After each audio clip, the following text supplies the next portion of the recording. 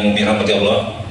Pertama-tama mari kita panjatkan puja dan puji syukur kita kehadirat Allah Subhanahu wa taala.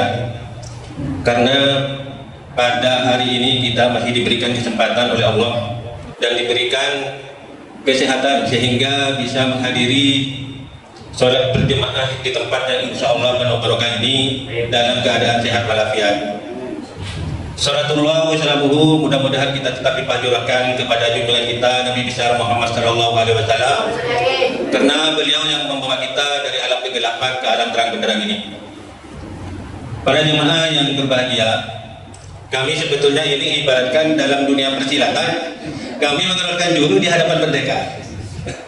Jadi kami mohon maaf apabila nantinya ada hal-hal yang disampaikan kurang berkenan.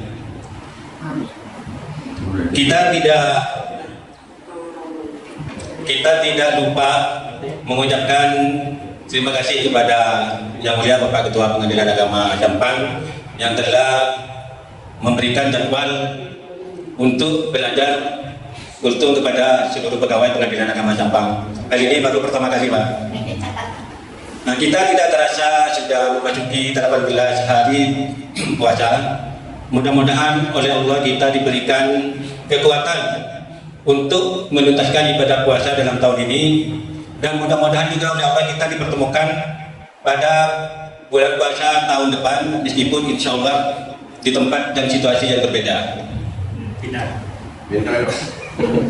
Kami mohon izin kepada para jemaah, kami tidak akan mengupas atau memberikan ceramah masalah puasa, karena kemarin sudah dikupas tuntas oleh senior-senior kami, termasuk oleh Pak Sudarmanto kemarin dalam kultumnya di depan para bapak dan ibu sekalian. Di sini kami akan menggali pemahaman tentang pahala dalam berbuat baik secara ajaran Islam. Kita tidak memungkiri bahwa dalam kita melaksanakan kebaikan kepada kita sesama manusia, kita akan jelas akan mendapatkan pahala baik itu di dunia maupun di akhirat. Dalam kultum hari ini kami akan fokus kepada pahala di dunia. Seperti dalam firman Allah Subhanahu wa taala dalam surat Al-Baqarah, kalau tidak keliru ayat 261, bisa kita cek di sana, yang artinya diperumpamakan oleh orang-orang yang menafkahkan hartanya di jalan Allah, maka dia seakan-akan menanam sebutir benih yang menumbuhkan 7 bulir, di mana 7 bulir itu satu bulirnya itu ada 100 biji. Begitulah perumpamaan Allah supaya kita bisa mengetahui. Dari dalil tersebut kita bisa ajarkan bahwa betapa dahsyatnya keajaiban Allah kepada kita yang berbuat baik, kepada kita yang berbaik dan kepada sesama kita.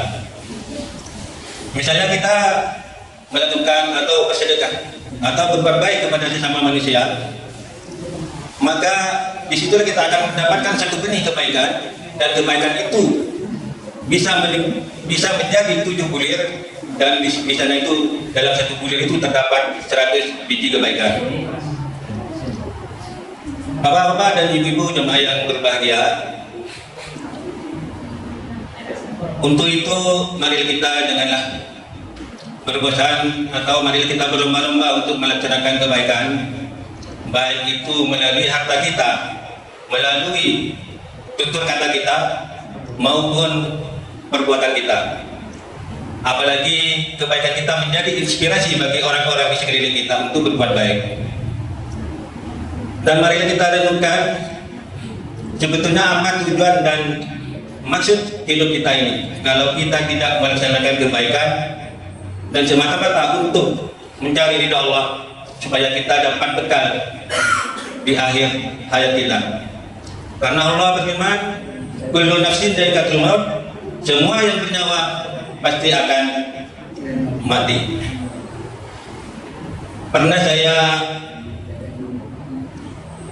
Pernah saya mendengarkan kata-kata dari ulama bahwa sebetulnya ajal kita itu dekat. Ajal itu dekat. Cuma kita tidak sadari, mungkin karena kesibukan kita dalam urusan dunia, Maka beliau mengatakan azan itu seperti atau menunggu azan dan iqamah. Mungkin bisa kita tafsirkan sendiri maksud kata-kata tersebut. Bahkan beliau mengatakan hidup ini ibarat kita bertamu.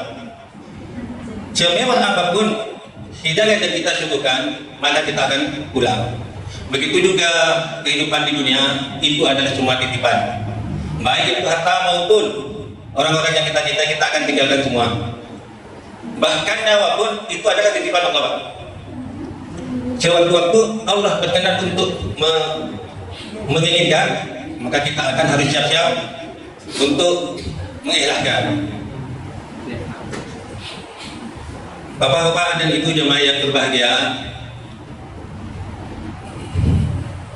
untuk melakukan kebaikan hendaknya kita mulai dari usia yang masih muda. Karena usia yang muda itu Allah sangat mencintai bagi pemuda atau pemudi yang gemar berbuat baik atau melaksanakan perintah Allah. Karena meskipun kita sudah tua dan kita diberikan kesempatan untuk melakukan, kita belum tentu mampu untuk melakukannya. Misalnya Mbak Samita Bapak Tamara misalnya, oh ini kan saya masih muda Pak, nanti saya berbuat baik aja atau bertobat nanti. Kita jangan seperti itu, karena ajal kita itu tidak menunggu taubat kita. Oleh karena itu kita harus punya prinsip untuk urusan dunia kita melihat ke bawah dan urusan akhirat kita melihat ke atas. Oleh karena itu kita jangan bosan-bosan untuk memohon dan meminta kepada Allah supaya kita diselamatkan dunia dan akhirat. Seperti janji Allah, "Ud'uni mustajib lakum, mintalah dirimu kepadaku, niscaya akan aku kabulkan." Demikian untuk sikat ini, kurang lebihnya mohon maaf, tidak ada maksud menggurui atau mengajari. Wassalamualaikum warahmatullahi wabarakatuh.